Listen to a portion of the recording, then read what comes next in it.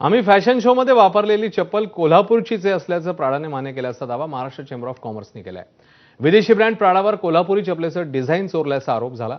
यानंतर Maharashtra chamber of कॉमर्सने प्राडाशी पत्रव्यवहार केला होता। या पत्राला प्राडाकडून सकारात्मक प्रतिसाद दिल्याचं महाराष्ट्र चेंबर ऑफ कॉमर्सचे अध्यक्ष ललित गांधी यांनी सांगितलं। पुढील चर्चेसाठी तयार असल्याचं प्राडाने मान्य केल्याचंही त्यांनी म्हटलंय। Maharashtra chamber of commerce and industries तर्फे चेंबरचा अध्यक्ष या नात्याने मी प्राडा कंपनीशी थेट पत्रव्यवहार केला।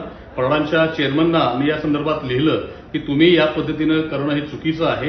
हे प्रोडक्ट भारताचं आहे, कोल्हापूरचं आहे, तुम्ही पब्लिकली अॅक्नॉलेज केलं पाहिजे। सुदैवानं प्राडा कंपनीनं अतिशय सकारात्मक प्रतिसाद दिला।